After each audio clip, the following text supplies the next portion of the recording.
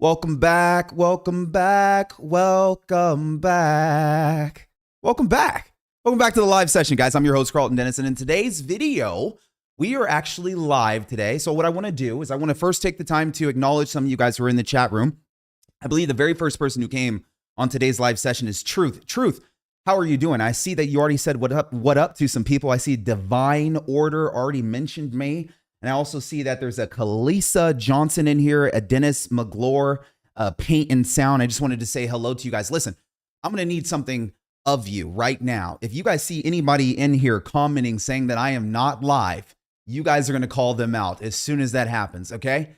I'm excited to be here with you guys today. We're going to kick this call off. A part of today's coaching session will be on choosing the right entity structure. I work with a lot of taxpayers, and one of the biggest items that we normally talk about is whether or not they're in the right entity structure. I just want to ask you guys, how many of you guys right now feel confident with the way that you're currently structured that it's right for you to maximize your tax savings? Do you feel confident? Put a yes in the chat box if you feel confident in the structure that you're currently in. Put no in the chat box if you think that it could use some tweaks. I think I need a financial analysis. I'm not certain if I'm in the right structure. We'll just get real, but I want to take some time to acknowledge that. Because a lot of taxpayers end up setting up structures and finding out later that they're actually in the wrong structure. And I kind of look at it like putting on the wrong tennis shoes in this race. There are certain people that are just doing business a lot better because they have chosen to slow down for a second, get the right information, and that's choosing the right entity structure, right? And so on today's call, we're going to take some time to slow down a bit. I'm going to provide you all the education you need on every different entity structure that you could take into consideration for this year in 2023. And if you stay all the way to the end, I might be giving out one of my courses or a few of my courses to a lucky few members who make it all the way to the end of this training. And part of the reason why I'm doing that is, if you guys didn't know, Monday, which is kicking off here in a couple of days, is our tax-free wealth challenge. Now, the last time that we ran the tax-free wealth challenge, we ended up saving anywhere between, I think it was just over $26 million between the 100 people that ended up working with me after we had this live event. Now, if you're somebody that's thinking, Karlton, I want to be able to work with you. I want you to understand my tax position. I want to sit down with you to go over how I can implement strategies. I want you to help me buy real estate. I want to use real estate to offset my W-2, my 1099 taxes. I'm encouraging you right now to take it upon yourself to get a VIP ticket to the tax-free wealth event, because it's kicking off on Monday. And after the event's over, unfortunately, my client list shuts down. There's no way to possibly schedule time with me unless you want to fly out to California and play golf with me. There really is no other way to get on my calendar. There's no other way to talk to me. There's really no other way for me to see how I can best help you. So if you would like to spend some time with me where I can understand your situation, I'm encouraging you to click on the link. I'm going to put the link right here. I'm encouraging you to click on the link today and sign up as a VIP. The difference between those who, Zach, did you send it over to me? The difference between those who sign up as a VIP versus those who sign up as general admission is general admission will be a part of the Facebook group. You'll still get access to watch me do the entire training over the course of 5 days. But the only difference really between VIP and general admission is I will actually know who you are.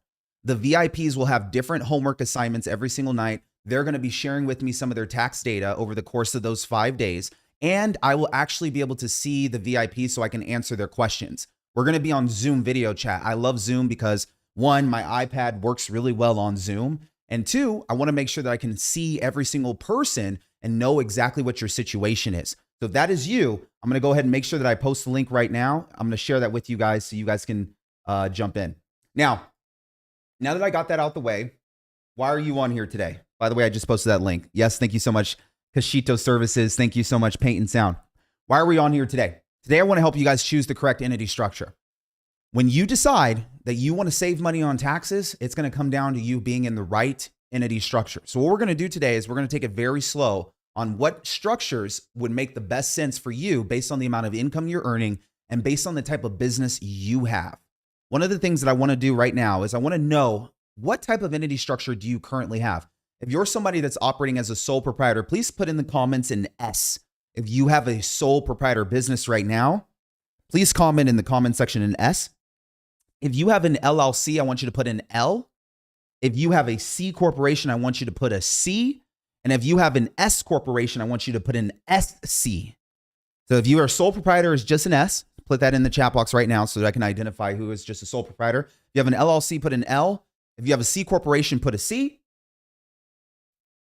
And if you have an S corporation, put an SC. All right. All right. Cool. So it looks like a majority of us have LLCs.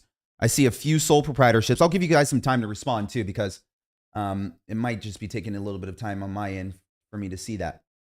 But take your time. I want to make sure that I get a chance to see that. Perfect. Perfect. Okay. So a few are working as S corporations. I believe I've only spotted 2 S corporations so far. I would say about 90% of you guys are operating as LLCs. Did any of you guys have LLCs and S corporations? Type that in if you do. Does any of you guys have both an LLC and an S corp? And does anyone have a sole proprietorship?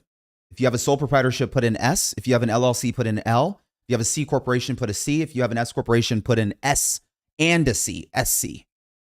All right, perfect. Okay, thank you, Nicole. Thank you, Rodrigo. Thank you, Landon. Thank you, Willar. Thank you, Alan. Thank you, Denise. Thank you, Kashido Services, Amber Frank, Gary Al Capone, and D Rich. Awesome.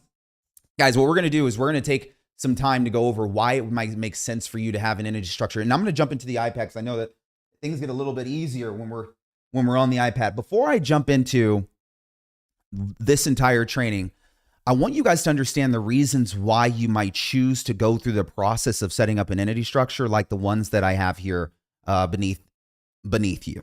Okay. There's really about 4 different doors that you can go down when you're making the decision on choosing an entity structure. But I first want to talk to you about why you would even want to set up an entity structure. So let's just get this out of the way first. If you're watching right now and you don't have a pencil and paper out, are you just here because you're curious? Are you seriously trying to save money on taxes? I will wait. Just want to make sure you have the time to get a pencil and paper out. We're about to go into the lesson. The number one reason why you would set up an entity structure is because of your appearance that you want to have as a business owner. That is going to be the number one reason that you decide to set up an entity structure. The appearance that you're looking for is not just the appearance from your customer. It's the appearance that you're letting the IRS know about you. That is going to be the number one reason why you decide to set up an entity structure. The number 2 reason is going to be for liability protection. Okay. Most taxpayers don't want to deal with the IRS, and most taxpayers also don't want to deal with lawsuits. So the number 2 reason why you're going to establish an entity structure is going to be asset protection. So let's talk about that. When it comes to choosing the entity, we can go down door number 1, which is setting ourselves up as a single member LLC. And I will be explaining what a single member LLC is. We could choose to set up an MLLC, is what we call it in the accounting space, which is a multi-member LLC. We can choose to go down door number 3 and establish a S corporation. For those that didn't know, an S corp stands for small corporation. And we can choose to go down door number 4, which is a C corporation. Unfortunately, C does not stand for anything other than C corporation. Okay. So these are the 4 different doors that we can choose as an entrepreneur. But which one makes the best sense for us to choose, especially because Karlton, maybe I'm doing day trading. Karlton, maybe I'm running a trucking business. Karlton, I have this Amazon logistics company. Karlton, I'm selling t-shirts online. Karlton, I'm thinking about starting a YouTube channel like you. So which one would be the best sense for me, Karlton? Here's the thing. There are stages to establishing your entity structure. And stage number 1 is knowing the differences between the LLC and the corporations. So we're going to go to door number 1 first. Door number 1 means that you can choose to either remain as a single member LLC, which means that you are a sole proprietorship in the eyes of the IRS. What I mean by this is that LLC owners that are single member are viewed by the IRS as a disregarded entity. And what I mean by this, disregarded entity.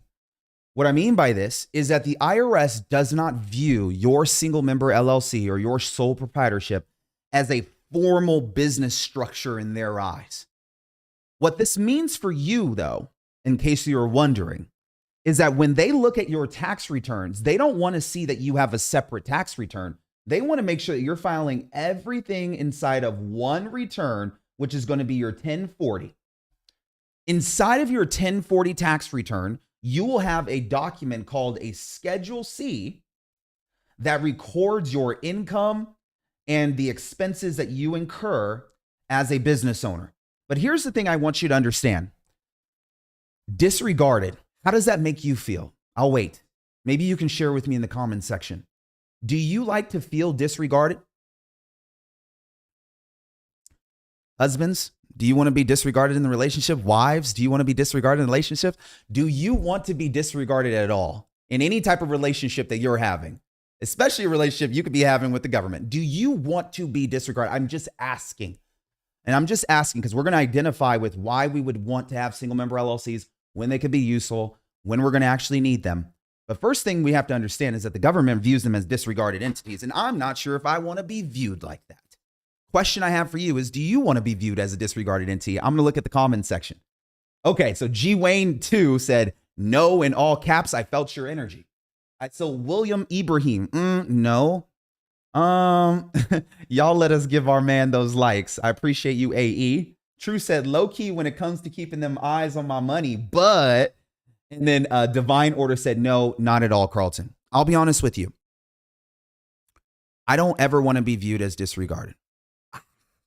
I know I was put on this earth not to be mediocre. And if you're going to let me know that my business is being disregarded, I have a problem with it. Now, here's the thing about single member LLCs and the reason why most business owners set up single member LLCs. Single member LLCs are the easiest entity structure to establish in the United States, point blank, period, bar none. They're the easiest. What happens when things are very, very easy for the IRS? What happens when things are very easy for the IRS? Do you guys think that the IRS likes easy wins? Put a yes in the chat box if you think the IRS loves easy wins. Put a no in the chat box if you think the IRS is looking for just the hardest tax returns to audit, the ones that are going to take them forever to audit so they can get the most amount of money. They only want to go after the biggest of biggest taxpayers. Comment below what your thoughts are.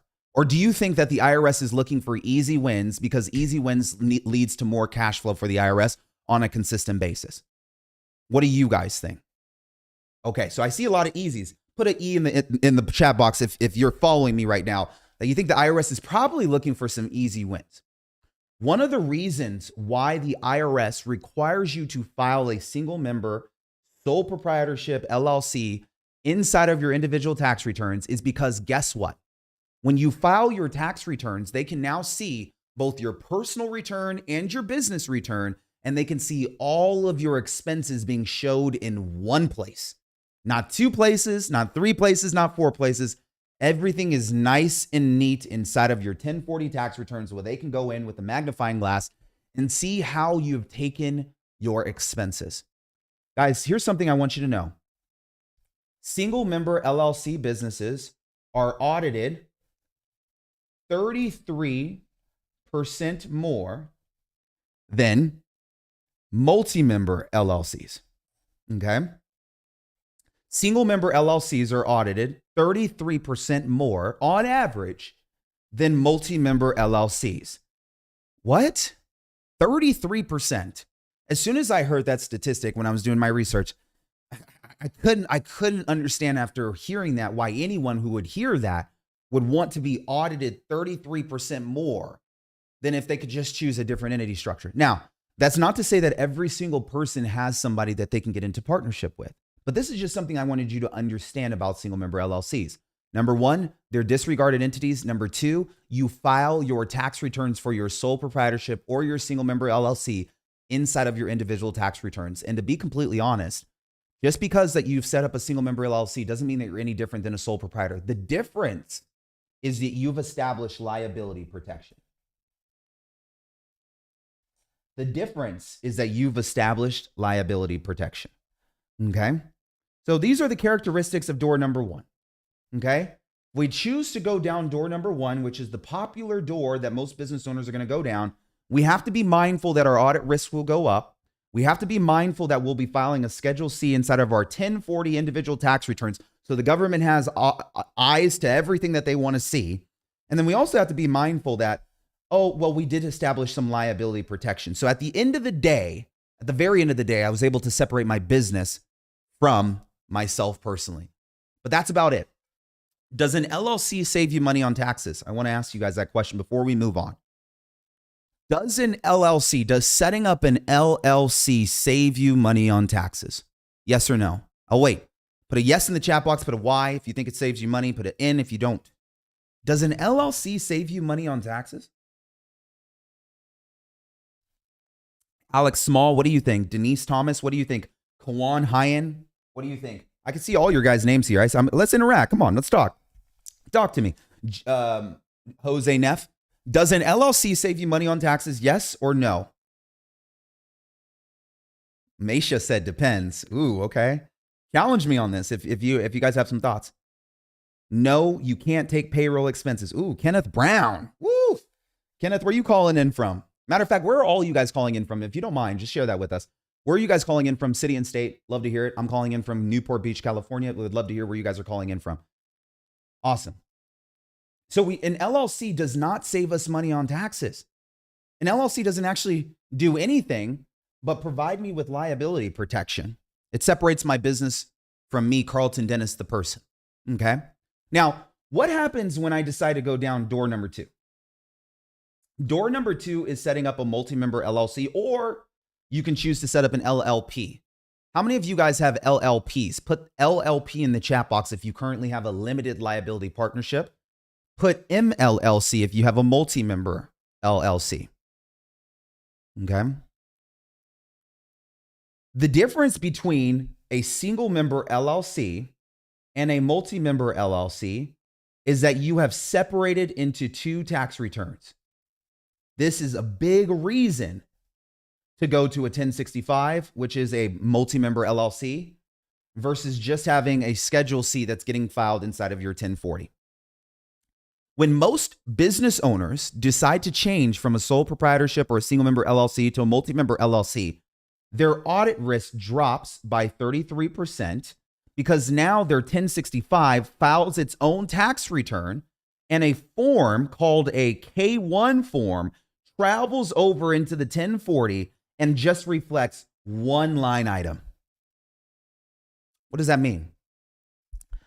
What that means is if I'm the IRS and I happen to have your individual tax returns in front of me, and you own a partnership LLC, whether it's with a relative, a sister, an uncle who owns 1%, you now are reporting a K-1 inside of your individual tax returns. What is a K-1, Karlton? A K-1 is just a document, kind of like a W-2. Just lets us know how much income or losses that you had for the year from the business.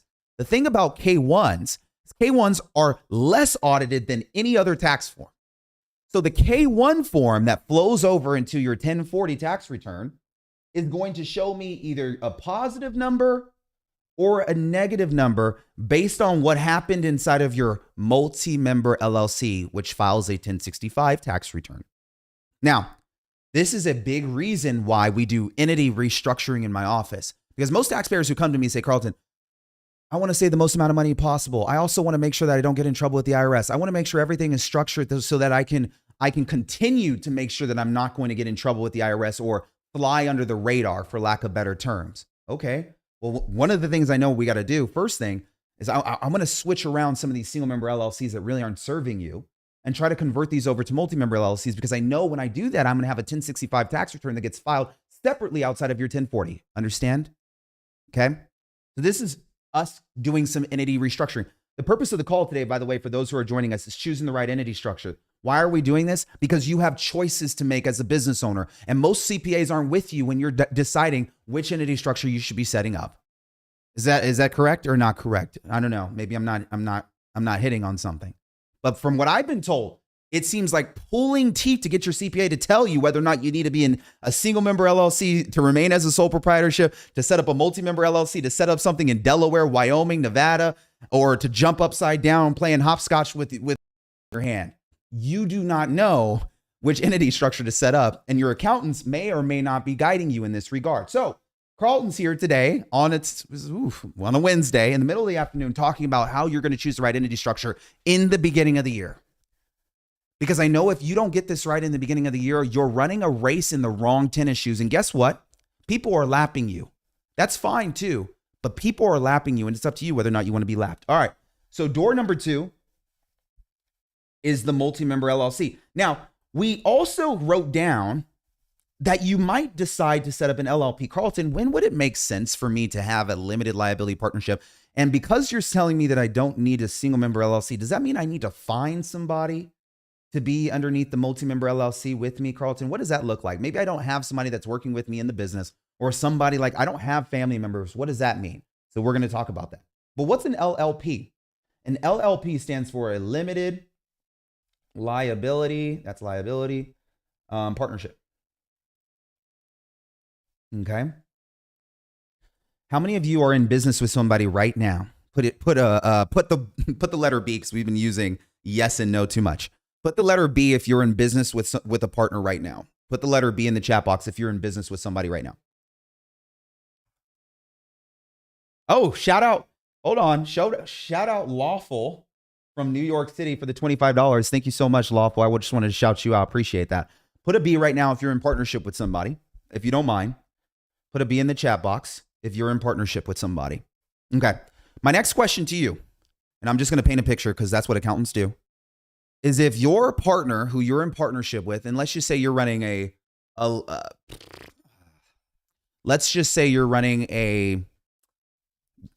chiropractic office. Make it simple, because everyone may or may not have gone to a chiropractor at one point in their life. And let's say your partner who's running the chiropractic office with you does something that's out of ethics with the licensing and the practices that you practice inside of the joint business that you guys have, the LLC that you guys established together, the multi-member LLC. And let's say I'm the customer, and now I'm going home and my neck's hurting, and you did something that you weren't supposed to do, and I researched it, and I found out that chiropractors are actually not supposed to crack your back while they're lying on the upside down table, and you chose to do this technique on me, and now I'm suing you. Question I have, are both of you liable in this situation? Yes or no? In a normal LLC partnership, are both business partners liable in the situation? Yes or no? And we'll wait, because I want to make sure I can give everybody a chance to answer this. Are both business partners liable? What's up, Tony Martin? Pleasure to see you guys. What's up, Big Russ? All right, thank you so much, Rakin Inc. for the $49, $49.99. Appreciate it. Are both business partners liable? All right. Okay, so I got a lot of yeses. Now, second question I have for you. That's something that's inside of the business, right? What happens if your business partner does something outside of the business? Maybe he left the chiropractic office and decided to go to the bar. You went home like the responsible husband you are and went straight to your children and to your wife. And he decided to go to the bar, had a few drinks, slid into a few DMs, and then got into his car and crashed and hit somebody. The person that he crashed and hit died. His parents now are suing you, are suing him. Do you think that the business that you guys have would end up having some of its assets being liquidated to satisfy this lawsuit that he's dealing with personally because he's an owner of your guys' joint LLC? Yes or no? And I will wait, because maybe no one's had these conversations with you guys, but when you have 2,000 clients like I do, you get a lot of situations. So I'm going to wait. Do you think the other business partner is liable? Yes or no? Is the other business partner liable? Right? This is interesting, isn't it? For those that are watching, it's like, oh shit, is he in trouble? This is crazy, right? Isn't it? This is why thinking with the end in mind is so important. That's something my mother taught me, thinking with the end in mind. Karlton, before you get in business with anybody, think always about the exit. What's going to happen when all of this goes south? Thinking with the end in mind. The reason why we have these conversations as tax strategists is because I want to know who your business partner is. I don't care if it's your family member, your brother, your sister. That person can end up getting into a situation, right? And when that situation happens, what has been stipulated inside of your operational agreement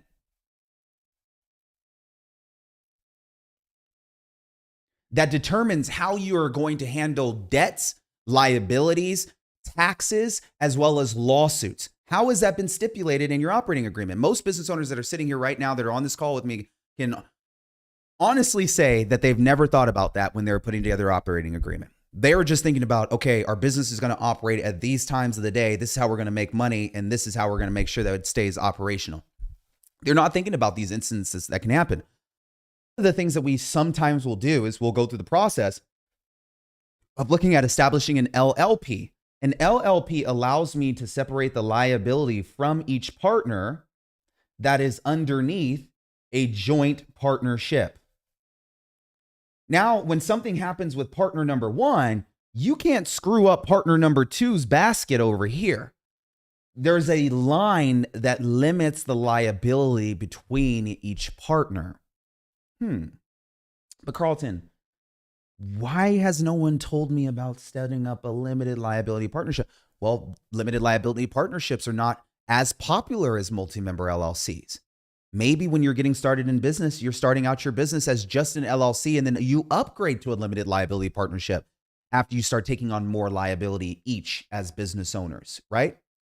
So there is levels to us establishing entity structures. And one of the levels is determining when does it make the best sense to transition from just a multi-member LLC to an LLP, a limited liability partnership. Okay. So this is door number two. Right now, we're on door number two. We just covered what a single member LLC was. We also talked about the single member LLC is no different than a sole proprietor business, which means the government calls us a disregarded entity. I didn't wake up out of my mother's womb feeling disregarded, so I'm not going to allow the government to call me disregarded. That's up to you on what you're going to be called. Okay. We got clear on that. We all got clear on that. We went down and said, okay, there's another door that we can go down, the multi-member LLC door. Karlton mentioned that when I go down and set up a multi-member LLC, I'm filing two separate tax returns. It's interesting. And I get this K1 form, that's new to me, that gets filed inside of my 1040 returns, just recording either a plus money that I made, which means I'm taxable, or a loss that I had. And the government doesn't see anything else inside of my 1040 other than that number. No wonder why there's 33% less audit risk inside of that multi-member LLC. But oh, hold on a second. If I get into partnership with somebody, can't something happen? I should look at possibly setting up an LLP. Whether or not I need it, this is a conversation I'm going to have because I want to make sure that I can limit the liability from my partner in the event that he does something that can put our entire business that we are setting up in the way. I have my own family, Karlton. I have my own assets. I could only imagine if something happened with my partner, how all the things that we build can come crumbling down. And that's why we're on here today. Now, door number three, which we haven't covered yet, is converting to an S corporation. Put again in the chat box if you're an S corp by typing out the word S corporation. That'll let me know if you are already an S corp. I just want to make sure that I have a good idea of who's in the room. Because many people are probably on here wondering, am I going to be an S corp? Is Karlton going to finally give me the information I need that my CPA or my accountant couldn't tell me? So I can finally move forward and be in the energy structure that I need? Yes, I'm going to give you the answers today. I don't hold back. And the reason why I'm going to give you the answers today is because this for me is a piece of cake. Like I know the entity structuring stuff better than I know anything else. And the one thing I want you to understand is I'm giving you this information because one, there's a lack of it online. Two, I know your CPA has not positioned himself to be able to do that. He's doing the tax returns and that's fine. But three, once you understand this information, you'll understand how to work with someone like me, like a tax strategist. I just need you to have access to this information first. I need you to know the differences between LLCs, S corps, and C corporations before you come over and start working with the tax strategist. So we need to now figure out what is the whole situation with the S corporation. Is this going to be the entity structure that you're going to be in 2023, or you're going to adopt this right now moving forward? This is going to be the new tennis shoes that you're going to wear. Or maybe you're going to jump out of the S corp after I tell you some things about the S corporation. Maybe some of you guys are like, ooh, Karlton's going to tell me something new about the S corp today that I didn't already know. I thought it was just taking payroll and making sure I have a reasonable compensation. Oh, there's tons of things that you may have not known about the corporation. But the one thing that you need to know about the S corp that is very similar to that of the multi-member LLC is that the S corp, just like the multi-member LLC, files a separate tax return. The separate tax return is called an 1120S. When we were in the multi-member LLC, we knew that the multi-member LLC was filing a 1065.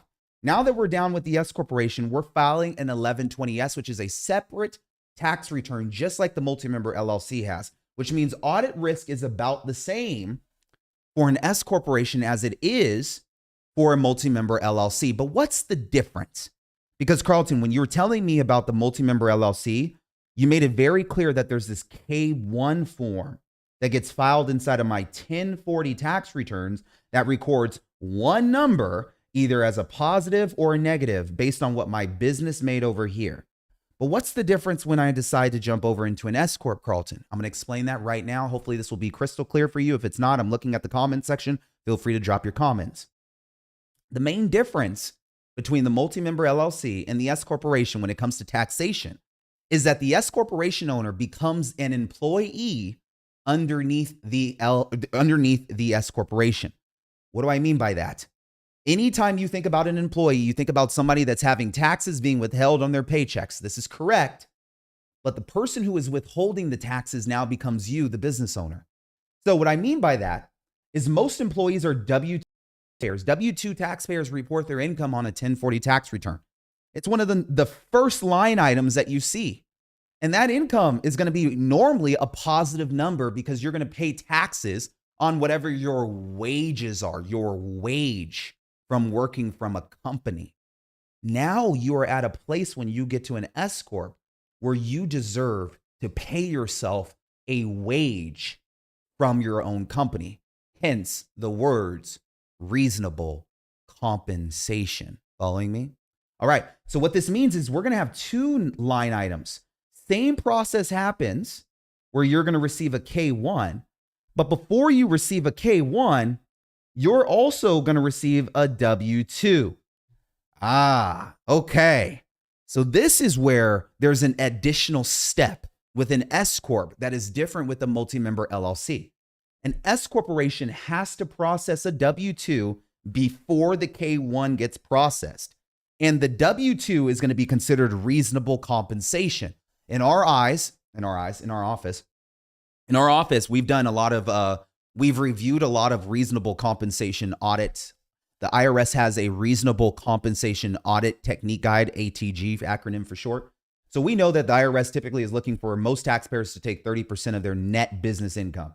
Now, if my S corporation is netting $1 million, $300,000 is the minimum amount I should be paying myself from my S corporation.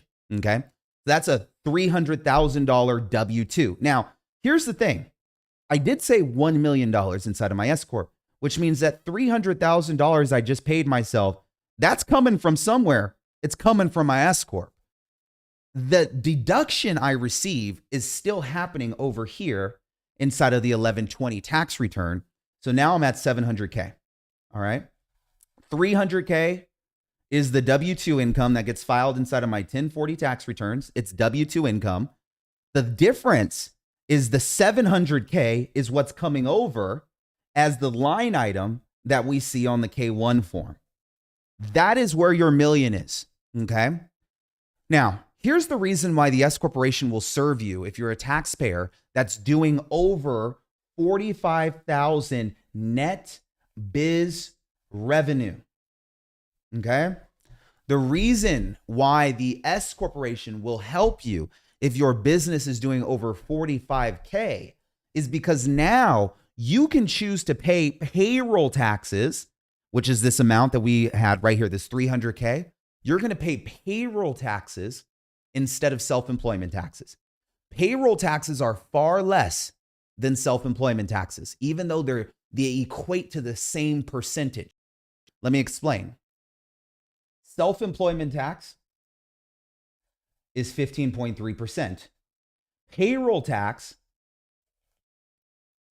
is 15.3%.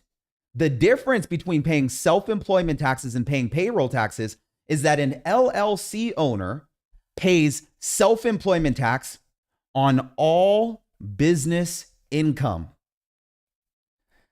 Payroll tax, 15.3%. For an S corp is only on what you paid yourself in payroll. See the difference here? Let me scroll back up. If I made $1 million, I don't want all $1 million being subject to 15.3%. Yes, there are certain phases out. There are certain phase outs when you no longer pay into Social Security and Medicare after a certain dollar amount. But for this conversation, I don't want 100% of my 1 million being subject to 15.3%. So what I can choose to do is transition to the S corporation and take a salary in the amount that I want to pay in payroll taxes. Self-employment tax is no different than payroll tax, which is Social Security and Medicare tax. Okay? This equals the 15.3%. 45K net is when we convert you to an S-corp. Why, Karlton, do you have this whole $45K $1,000 thing, $50,000 thing? My CPA tells me wait until I'm 80K. My CPA tells me to wait until I'm at 100K. My CPA tells me to wait until I'm at 150K. Why do all of these different tax professionals have all these different thresholds around when they're telling me to switch to an S-corp? I'm going to explain that right now, and I want to get very clear on this. And if you're a tax professional watching this, you know this too. The reason why is because you do not trust that the business owner can make consistent revenue yet. So you're waiting to tell him to switch or waiting to tell her to switch to an S corporation, and that's wrong. If you know that your taxpayer can save money by switching over to an S corp because you can do the math, CPA, you can do the math, accountant. You know that at $45,000, the benefits outweigh the cost to pay payroll taxes rather than paying self-employment taxes and just setting up an S corporation. You know this. It's your duty and your obligation to share that with your taxpayer rather than telling them, wait until you're at 80 or 90K or 120K. Hell, if they're making revenue right now, it is your duty and obligation to protect them. You should share that information with them. But you should also tell them, hey, to be cautious, I want you to know something. Once you switch over to an S-corp, you're filing an S-corp tax return. It's going to be more expensive than just filing a normal sole proprietorship, which means I need to make sure that you know that. And moving forward, we're going to do this process every year where we take payroll and we file you as an S corporation. That is the reason why different CPAs and different accountants have different thresholds around when they're telling you to switch to an S corporation. Karlton, when would I ever set up a C corporation? We just covered a few doors here, and I know I'm taking some time right now, but this is important that we take the time to do this. We just recap. Door number one is a single member LLC or sole proprietorship. That's disregarded. We're not disregarded people. We're probably not going to end up being in that tennis shoe for very too long. A multi-member LLC reduces our audit risk by 33%, files a separate tax return. Karlton mentioned this whole thing about a K-1. It's kind of like a W-2, but it's not. That is the money that gets reported inside of your tax returns that records your business's income and expenses. Okay. S corporations have K-1 forms too, but there's a process that happens before the S corp gets the K-1, hence payroll, which is why people save more money in S corps than they do LLCs. Hence the reason why we have a threshold. And last but not least is the C corporation. Karlton, I've been told that the C corporation isn't really for small business owners. Can you elaborate? We're going to talk about that today. Here's the thing about C corporations. I typically use these in combination with S corps. We'll talk about that. But the C corporation is a structure that you might end up setting up later down the road. Why are C corporations so desirable? Because they have a flat 21% tax rate. How is that different than an S corporation, Karlton? An S corp goes all the way up to 37%. Sole props, LLCs, S corps, MLLCs get taxed all the way up to 37%. C corporations have a flat 21%. There is a delta here of 16% that you guys can see. But whether or not you capitalize on that delta is completely up to you. And whether or not you know how to use a C corp in a way in which you're not being double taxed is another conversation. Majority of the reasons why people go into C corporations is because they're expecting an exit in their business. This is one of the big reasons why we establish C corporations. Maybe they want to sell stock in exchange for cash. This is another big reason why many people will go into C corporations. They want to take out outside money from investors. So they want to make sure they're doing it through a C corporation where they can offer stock or equity inside of their company in exchange for capital. And most importantly, 1, 2, 3, 4, under the 1202 exclusion, you could sell your business, sell your biz tax-free up to a certain threshold. Did I just say that correctly? Karlton, what? Did you just tell me that I can sell my business tax-free under a C corporation? So wait. So if I have the intentions to eventually sell my company, I shouldn't be in an LLC or an S corp, even though the S corp is saving me more money. If I know I'm eventually going to have an exit, there's the ability for me to sell and not have capital gains taxes where I'm not paying taxes on the sale of my company. There's a way to do this, Karlton. Whoa. Isn't tax strategy interesting? Isn't tax strategy fun? Are you learning something here today? Put it in the comments, yes or no. The reason why people go into C corps are the reasons that I just shared with you. Now, One of the benefits to being in a C corporation, outside of the fact that you can use a C corp to exit, that you can sell stock in exchange in exchange for cash. In exchange for cash. That you can bring out outside investors or do the 1202 exclusion and sell your business tax free. Can't you take loans from C corps? Put yes in the chat box. Can you take a loan from a C corporation? Yes or no? Can you loan money from your own business to yourself? Yes or no? I need to make sure I have some participation. Who's in here with me? Big Russ, Abby Avalon, Joe Momighty, Matt Spry, Jaw Wad, Shop Fees, Zen and Deshaun, Nicole T. Somebody talk to me. Can you take loans from a C corporation? Thank you, Alex Small. I say, yes, sir, I'm learning. Thank you. Question I have for you next. Are loans from C corps taxable? Put a Y in the chat box for yes, put no in the chat box if it's not. If you take a loan from a C corporation, which means you're taking money from your C corp that's only being taxed at 21%, and you take a loan personally, is that money being taxed that you took a loan on? Put a Y in the chat box if it's yes, put an N in the chat box if it's no. I just want to make sure that you're participating with me and I'm following. Ooh, okay. Divine order. Look at your answers around you. I need you to look around. Okay. The answer is no. Hold on a second, Karlton.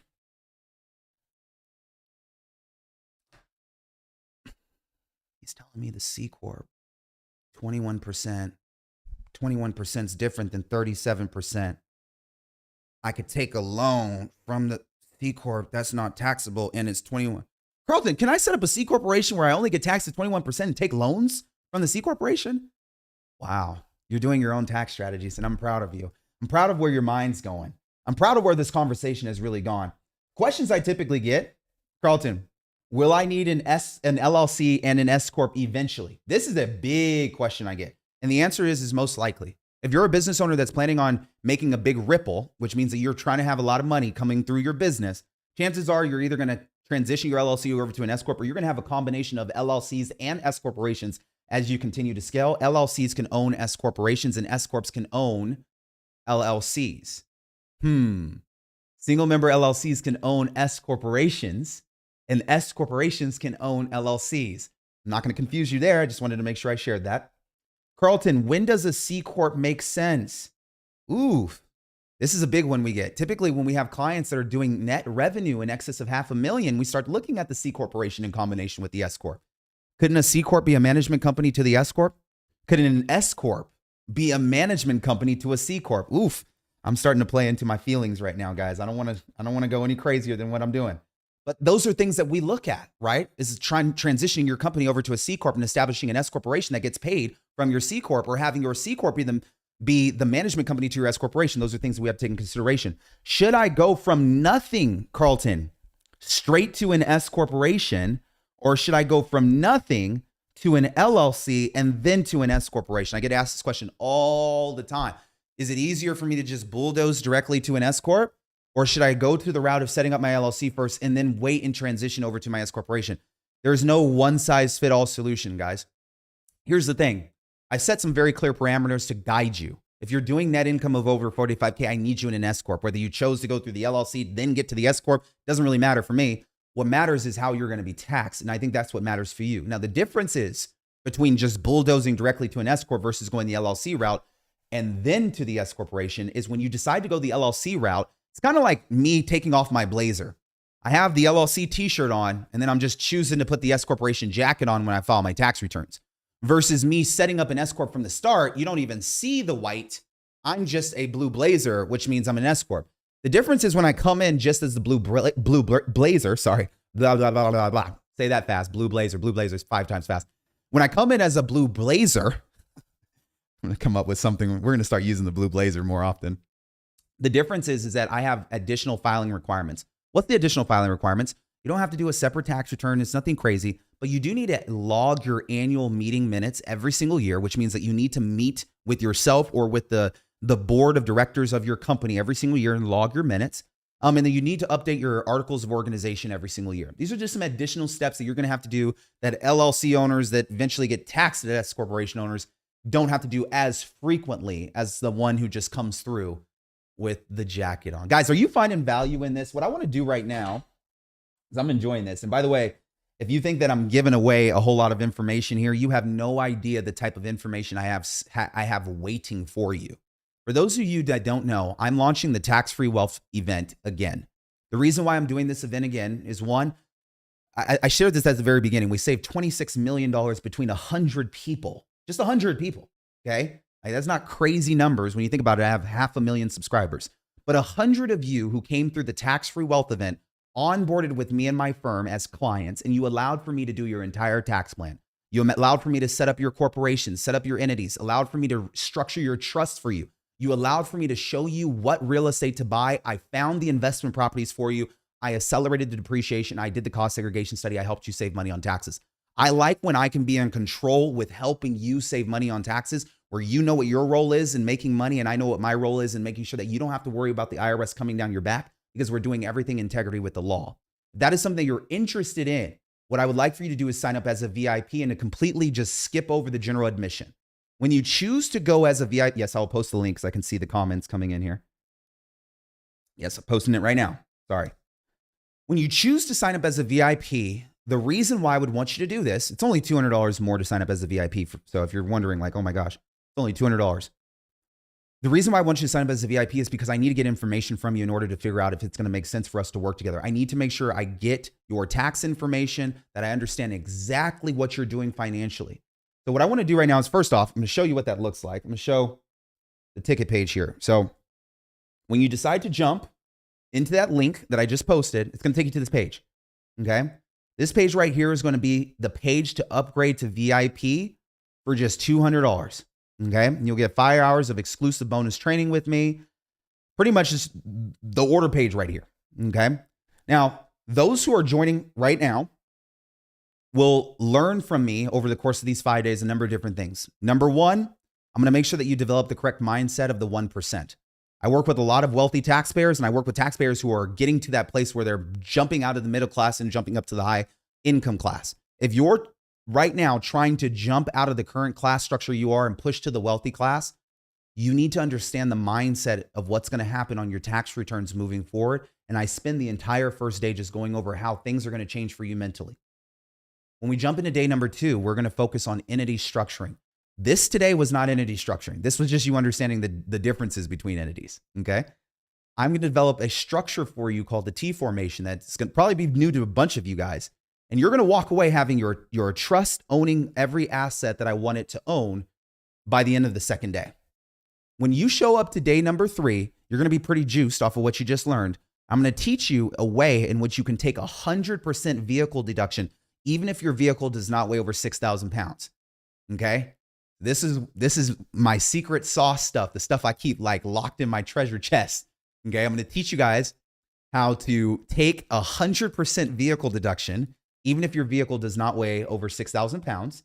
And even if you're not using your vehicle currently right now more than 50% business, I'm going to show you how you can strategize and do this correctly. I'm also going to make sure I teach you an advanced home office strategy, not the home office methods that you already know, not the basic method, not the regular method. I have a separate method that I've created around how you can lease certain items to yourself. And I want to make sure I have the ability to explain it and that you have access to my documents on how you need to do this. When we get over to the 4th day, this will probably be the day that you see me and my energy just through the roof. That's when we go into real estate.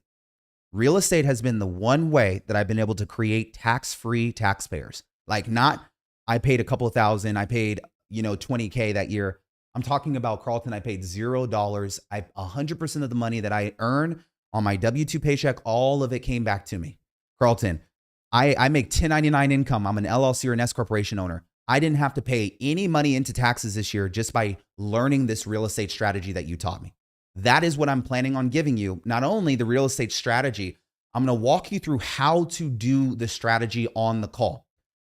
If you do not make it to these calls, if you're a VIP, you will get all of the recordings, which is why I'm encouraging you to sign up as a VIP. And Zach's here with me. He's one of my coworkers. For the next 20 people who are signing up for the challenge, because I'll know because he's pulling open the list right now, I'm going to give you guys access to my tax-free living bundle. This is my program that I created.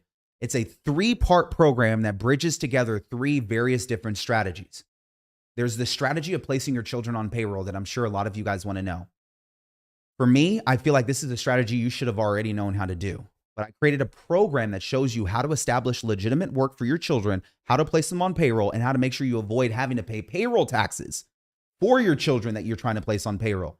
So that way you truly receive the tax benefit that you look. Matter of fact, let me pull it open. I want to show that to you. This is what it's going to look like. It's going to be broken down into 5 different lessons. You're also going to receive the LLC tax strategy blueprint when you decide to sign up for the VIP. Those who are signing up for VIP are going to get access to these 3 different programs. My LLC tax strategy blueprint is my guide to showing you how to structure your LLC correctly.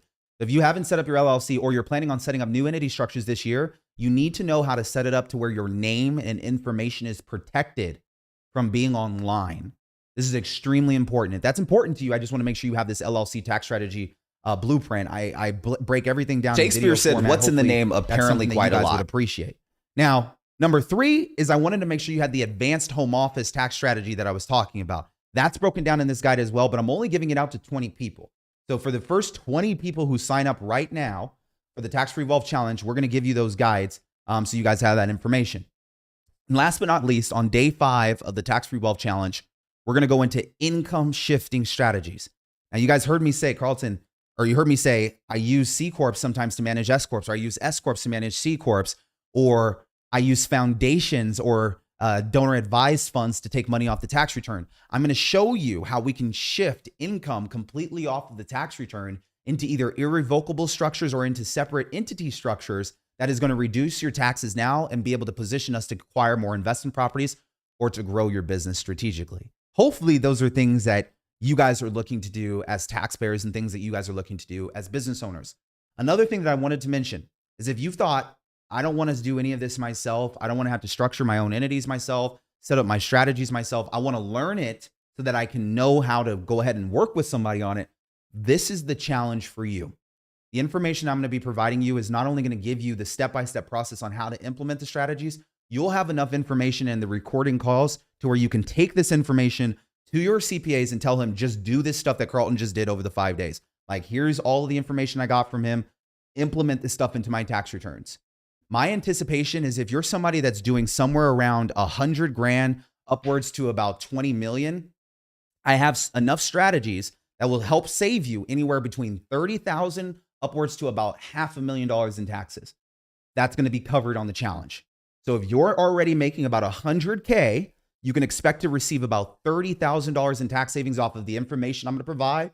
If you're doing upwards to about 20 million, you're going to receive in the 5 days enough information to save at least $500,000 in taxes.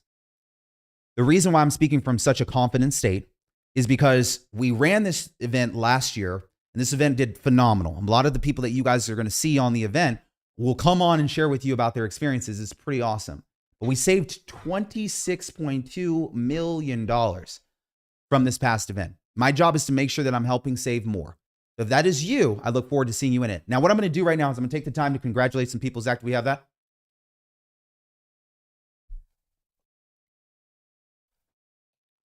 All right. So there's some people that are already joining the Tax Free Wealth Challenge right now.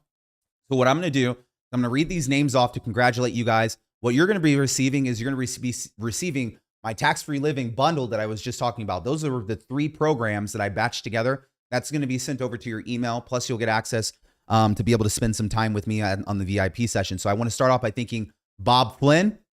Congratulations, Bob Flynn. Russell Washington. Congratulations, Russell Washington. Gilberto Vasquez Jr. Congratulations, Gilberto. Matthew Yele. Congratulations, Matthew. Harriet Wynn. Congratulations, Harriet. Corey Hatcher. Congratulations, Corey Hatcher. Mrs. Is that Clara or Sierra? Oh, Sierra. Congratulations, Sierra. Mrs. Sylvia. Congratulations, Sylvia. Congratulations, Webster. Congratulations, Deborah Myers. Congratulations, Tracy H. Wright. Congratulations, Joanne Voss. All right. How many is that?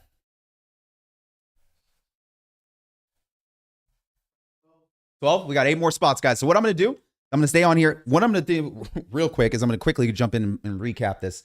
For those who are just jumping in right now, here's what we were discussing. We went into choosing the right entities today, and we decided that there's pretty much 4 doors that we can go down. The doors that we chose were single member LLC, multi-member LLC, S corporation, and C corp.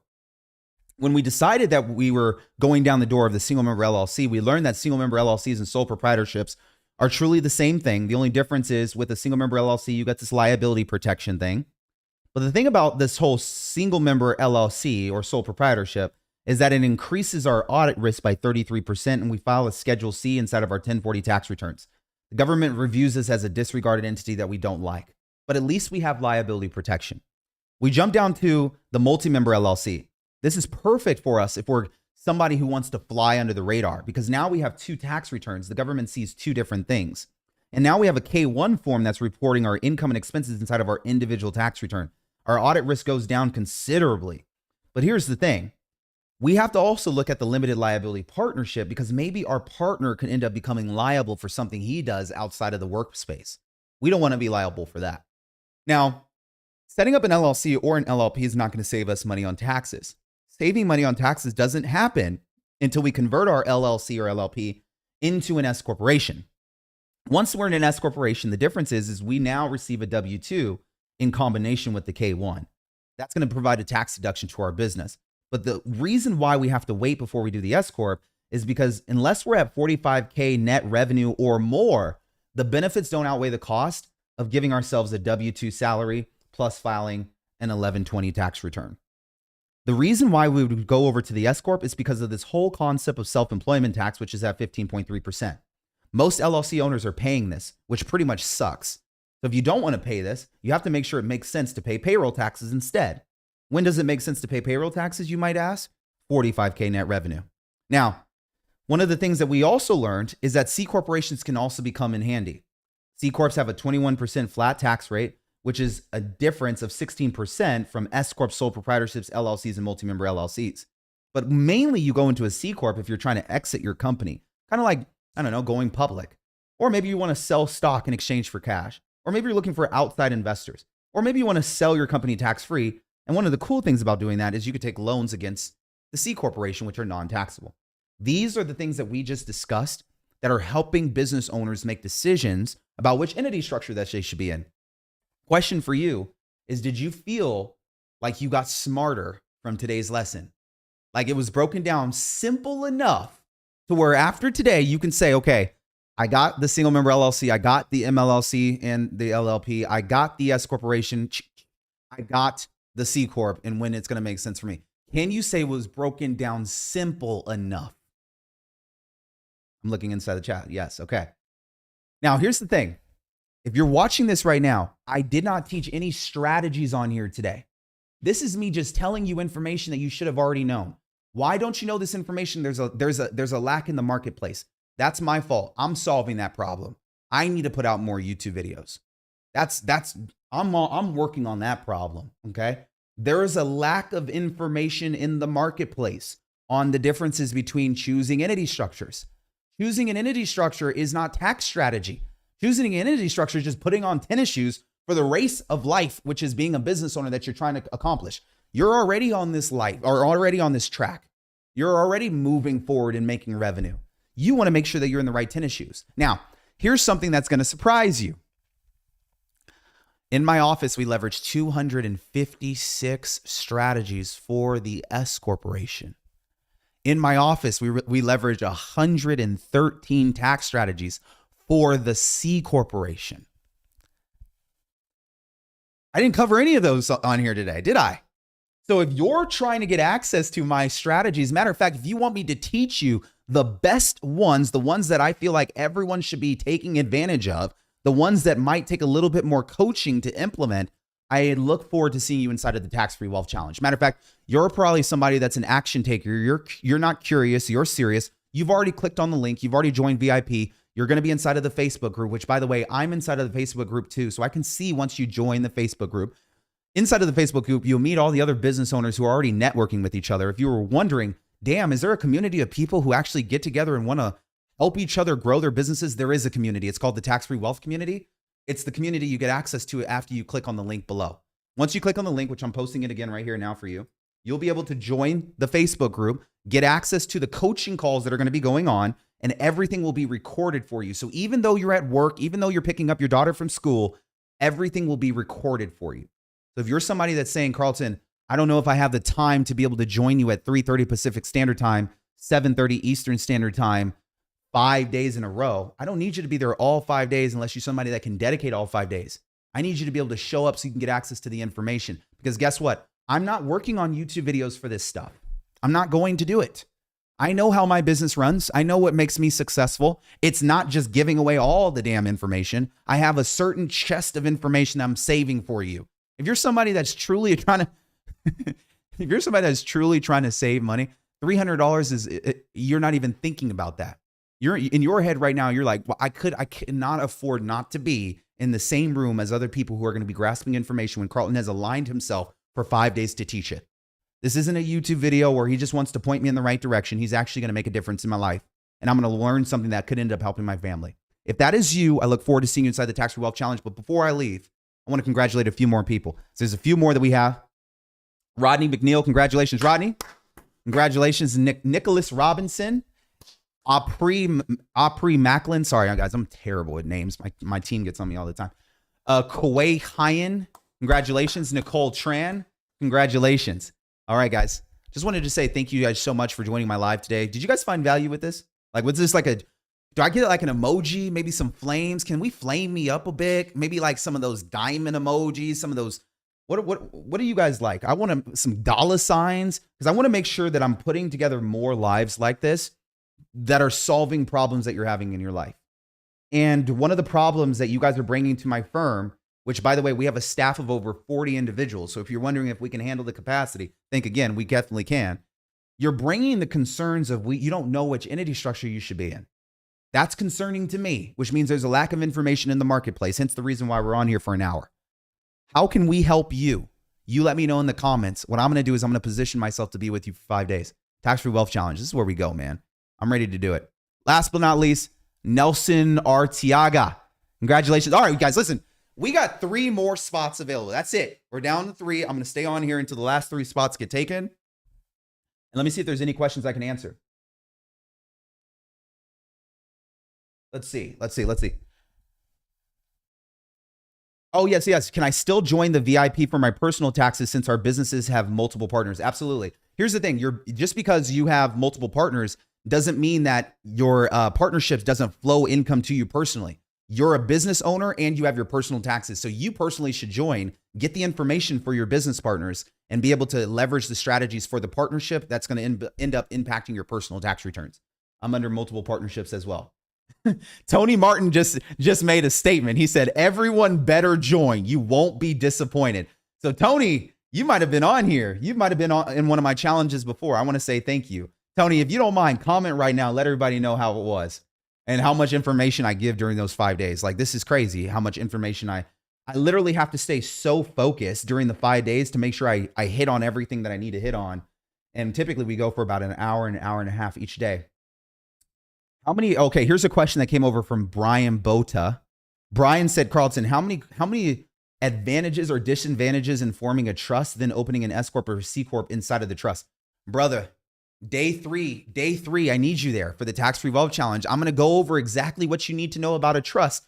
I'm going to talk about irrevocable trust. I'm going to talk about revocable trust. I'm going to talk about business complex trust, family trust, a spindrift spend trust.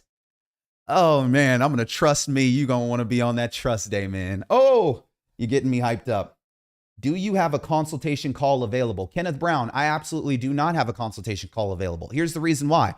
If you haven't noticed, I have 500,000 subscribers on YouTube. I am one person. This is one room, which means that I would have to really be available. So what I've done is I've decided to put together the Tax Free Wealth event. This is your ability to have one-on-one time with me. If you join general admission, you will not be able to talk to me.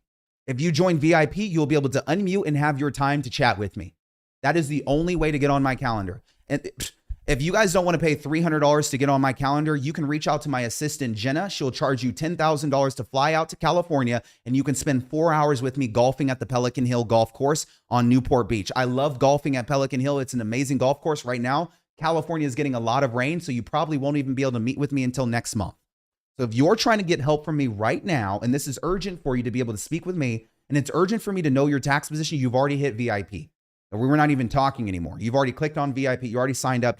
Matter of fact, you're right now trying to get signed into Facebook again because you might not have gone on Facebook in a couple of years. So you're trying to get into the Facebook group right now. That's the person who I'm talking to, because the person who I'm talking to is the person who already knows that they should have taken action. If you're sitting here right now, you're still curious. You're not really trying to save money on taxes. You're still making decisions in your head around if you're even capable of saving money on taxes. And that's the wrong thought process to have. You know that there are other people currently right now, avoiding taxes the right ways, the legal ways. And it's just a matter of the information that they have. It's just a matter of who they have aligned themselves to give them the information. You're on this chat with me right now, and I hope that you've made that decision. Zach, do we have those last three? All right, here we go. Orobo Egba. Congratulations, Orobo Egba. Charles Lewis. Congratulations, Charles Lewis. All right, that's it. We have one more left. Zach will let me know. You'll tap me when we have one more left. Is that it or no? Is that? How do I say that? Oh my gosh. Closer. Bring it closer. Nicholas Echeverry. Nicholas Echeverry. That name sounds familiar. I think I know a few Nicholases. Nicholas Echeverry, congratulations. All right, guys, that makes it. If you guys were trying to get access to my program as a part of joining VIP, I'm giving you guys access to my program. For those who are wondering what that is, just going to quickly jump back over here to share that with you. You'll be getting access to my LLC tax strategy blueprint. Everything I do is in video format, just so it's easier for you to understand. I'm going over how to choose the correct name and state for your LLC, how to appoint the correct registered agent, how to organize articles of organization if you're going to be working in partnership or by yourself, so that way you don't get yourself into trouble with your partner, how to establish an EIN number, high importance on this one, and most importantly, I'm doing it again, how to handle your operating agreement when you're in partnership. James Sims, congratulations, James Sims. And when you guys also get into the program, the Helping Hand, the Children on Payroll, I first talk about how to place your children on payroll, okay? Please don't skip any of my videos. If you're already somebody that's joining, please don't skip my videos. I do this in order. I first need you to know what you're going to be doing. Then we're going to establish work for your children. Okay. This video obviously is an important video because most taxpayers don't know how to establish legitimate work. Then you're going to go into how to make the payment. Making the payment will be dependent on whether or not you're an s-corp, whether or not you're a sole proprietorship or a C corporation. So making the payment will be different depending on how you're structured. Then I go into documentation. You will need to document what your children are doing and have a job description for them. So this is when we talk about how to create that. And most importantly, how to make sure that you are estimating your potential tax savings. How do I know how much money I'm saving before I go through the process of getting my children on payroll and telling them that they're an employee for myself, right? And then last but not least, I know a lot of you guys are working from home. COVID changed up our entire working environment. You're probably wondering how you're going to take the home office deduction this year without your CPA being scrutinizing you over taking the home office deduction. Here's the right way to do it. Okay. I'm going into defining how to take the home office deduction, the expenses that will lead to you actually getting tax savings, since it seems like no one knows how to track the expenses with their home office. They're only tracking their square footage, which is a mistake. How to make sure that you calculate it right, how to choose the space correctly in your home. And most importantly, just the last things that you need to take into consideration in order to protect yourself. And then I create a qualification test for you. This is to make sure you didn't screw it up. I don't know other tax professionals that are doing this, but this is just to make sure you haven't screwed up your own home office. Once you take this assessment test, you either pass or you fail, which means you failed on taking the home office deduction, or you passed based on the parameters that I put together. How many of you guys think this would be helpful, right? Like to have like a test that lets you know if you're taking your deductions correctly. Like, okay, I followed the checklist and then I just take the test and it lets me know if I did it right or if I didn't do it right. And it gives me what I did wrong. How many of you guys feel like it would be a lot easier to take tax deduction if it was broken down like that? Put a yes in the chat box, put a no in the chat box if you think no. It's mind-blowing, right?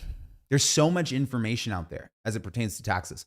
My job is to take all of the best information and to crunch it down into a format that you guys can understand, and then make sure I deliver it to you very clear, very concise, almost as if you're sitting in my room with me. Like you're standing next to me and you're like, dang, Karlton, like, okay, so like, what's the difference between like this LLC and an S corporation? Do I really need it? And we're talking like this, because that's how you learn the fastest. Matt Oakes, congratulations, Matt Oakes. All right.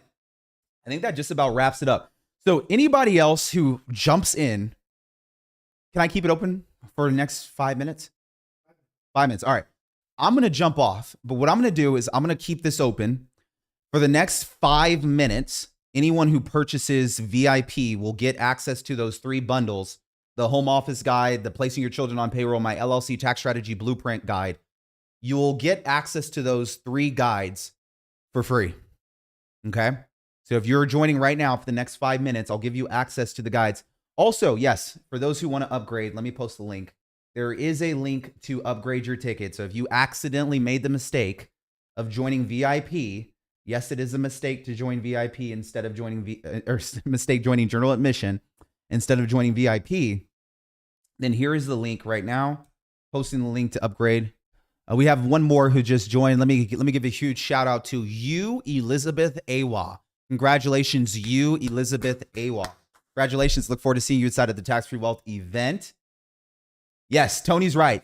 For those who want access to me and having one-on-one time for me, you need to join the event. I don't care who you are. I have rappers who reach out to me all the time, celebrities and ball players. They don't get on my calendar just because they're a rapper, athlete, celebrity, or ball player.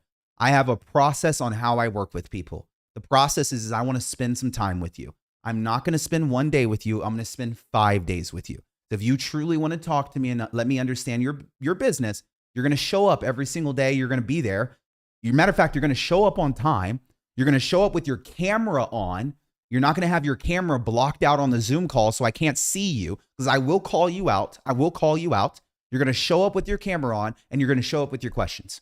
That lets me know that you're seriously trying to work with me. You're seriously trying to get help. You seriously want me to answer your questions. I know that you're putting time aside to allow for me to be there with you. So I'm going to make sure I take the most advantage of that. Okay.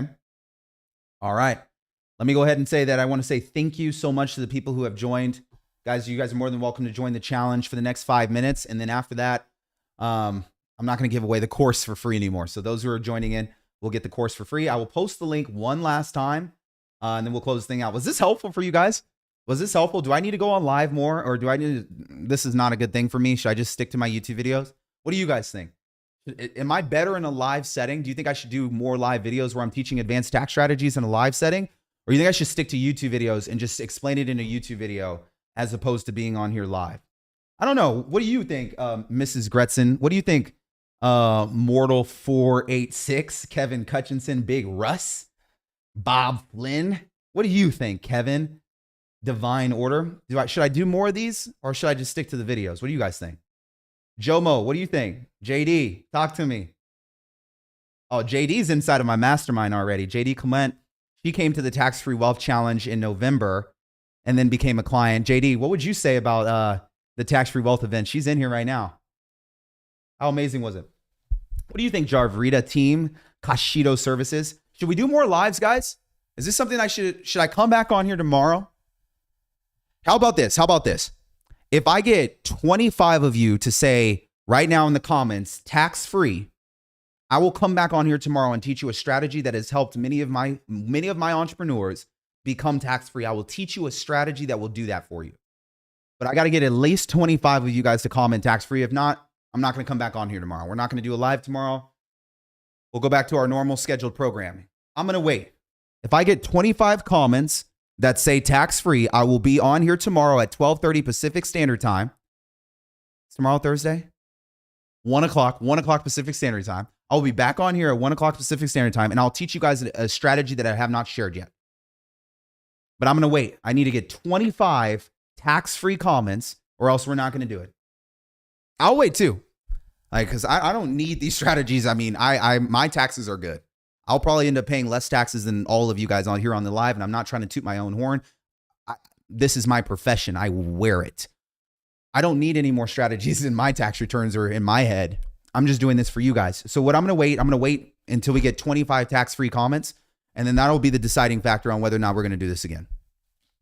Z, do we have any other ones that I can congratulate? Oh, let me congratulate Billy from Reliable Essentials. Congratulations, Billy. Chris Carter. Congratulations, Atubo Otabo. Congratulations, Linda. Congratulations, Trev Concepcion. Congratulations, Christopher Perry. Congratulations, Meliak Hyman. Congratulations, Priscilla Guad Kanyan. And congratulations, Lisa NGO. Congratulations, guys. Congratulations. All right, Z, where are we at? Do we have 25 tax free? I don't know if I'm going to be able to come back on live tomorrow. I don't see 25 comments there. Maybe, maybe it's loading slow on my end. I don't know. Do you see 25, Zach? I got my team member here with me. Is that 25? Okay, hold on. Let me count real quick. Is there 25 in there? Okay. All right. Here's what we're going to do. I'm going to come back on tomorrow. We'll be here at 1 o'clock Pacific Standard Time. What time did I say we're going to be here? Put it in the comments right now. What time are we going to be back on here tomorrow? What time? Thank you. We'll be back on here tomorrow at 1 o'clock Pacific Standard Time. That's going to be 4 o'clock EST. I need you to show up. I'm not going to post this video after I record it live. This one's going to be one that is just going to disappear. When you show up tomorrow, I'm going to teach you a strategy. I need you to have your pen, no paper out. This is going to be something you're going to want to document down. I'm going to go over one strategy that I have not covered, and we're going to talk about that tomorrow when we jump on. Just want to say thank you guys so much for being on here. Today we learned about entity, choosing the right entity for you. Right now, your choices need to come down to which entity structure is going to be best for me to save money on taxes long term, and who's going to be the person helping me set up the entity structure so I know that I'm doing things right long term. My name is Karlton Dennis. Just want to say thank you so much for joining me on this live today.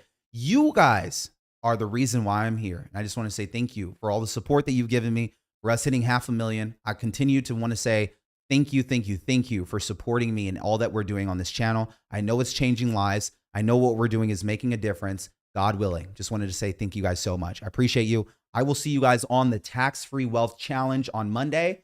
If I don't see you there, I'm going to be a little bit concerned. That means you're not an action taker. You're not ready to save money. For everybody else, I'll see you guys tomorrow, 1 o'clock Pacific Standard Time. Last but not least, posting the link to the event. If you're trying to upgrade your ticket, here it is. If you made the mistake of joining general admission, it does happen. You are not a generalist. You are somebody that's a VIP. I wanted to give you the link. There's your chance to join the tax-free wealth challenge. All right, guys. Uh-oh. Zach just told me I posted the link incorrectly. Let me fix it. Here's the upgrade link. Coming over across to you right now. It's hot. Hot off the press. And here's the link to actually join the event. For those who are still trying to get signed up, moving over $300 into your account. Come on now. Get signed up for the event. Let's save some money together. Don't make any more decisions but the one that you should be making for you and your family. There should be nothing more important than you trying to figure out how to reduce your tax bill right now. There should be nothing more important than you trying to figure out what you're going to do to eliminate the biggest expense you have in your life.